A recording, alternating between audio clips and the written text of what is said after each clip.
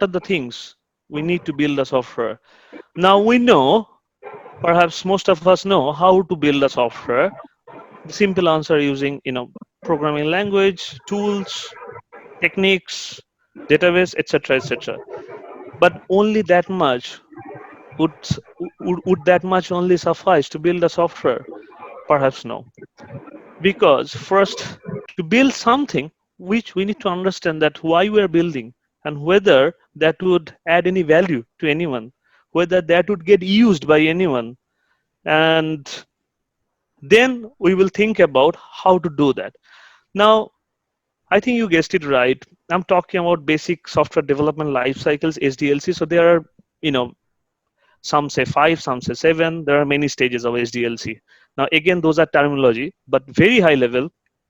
The basic steps of building a software is that first to analyze or to identify whether there is a problem. It can be anything ranging from doing a lot of manual work, or uh, not following the optimum process. So that's where we come, analyze and identify that okay, there is a need where we can automate something or we can add value to something, and that is your analysis phase. And out of analysis, the next step is basically synthesis of the available information. So obviously, in any circumstance, when we are seeing any problem, we need to capture information around that problem.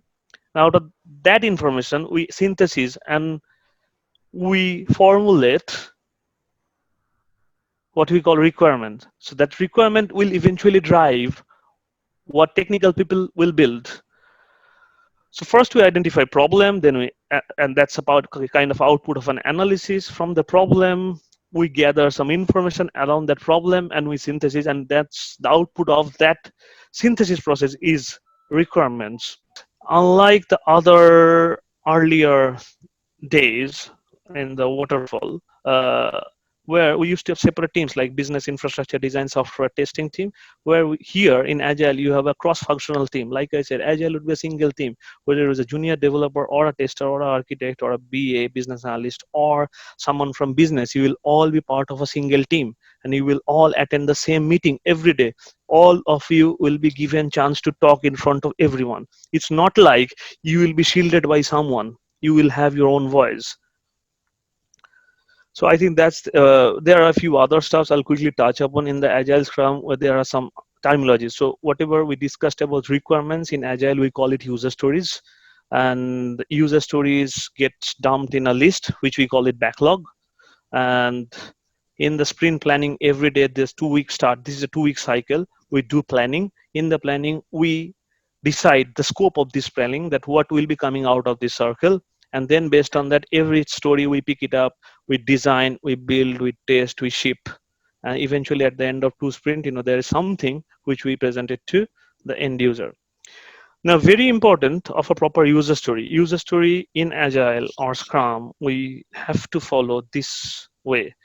So that's kind of a difference from the requirement which we used to have in waterfall. So user story always gets written in first person. So the example is that like as a user role, I want this to happen so that this can be done. And acceptance criteria is more like more detailed things by which testing team can test and validate.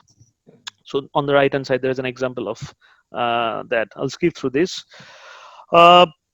Now, user story, a good user story, you can say it has to be independent, estimable, small, and testable. So estimable, like I said, you will be asked to. So each of these user story, one user story will be assigned to only one developer, and even if you are a junior developer, you will have a user story, and you need to estimate that. So that has to be estimable in that way. Similarly, every sprint there will be a goal defined, and people define that what they're asking, what they are going to deliver out of those 14 days period, and that needs to be communicated throughout the program, throughout the project.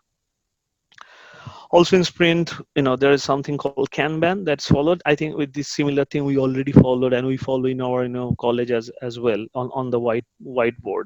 It's more like tracking those things. So these sticky notes are user stories, so you can track visually. There are many tools in the market. The most common open source tool is called Jira, where we can do track to do. So to do is your backlog, all the things you would like to do, and then you move it from left to right. To do to in progress, and as soon as you're done in progress, it goes to test and then review, and then done means you're releasing those features. Now the idea is that you should keep always in progress things lower in count, because as you can see, there are four in progress, very high level. There are four developers working in this project. You can see from this diagram, because one story can be done by only one developer. So if you have four team members, you cannot have more than four at any point of time here in progress, but there can be many in other boxes as well. This is the most important slide, last but not the least. If you compare the waterfall and agile, now if you see this blue triangle, waterfall has always been focused on requirement. That means fixed scope of the project is fixed, and the deadline. The problem is that if you cannot change the requirement, you can extrapolate your cost and schedule. That means you can either, when you are about to miss a deadline, you can either pull more people or shift the deadline, increase the cost.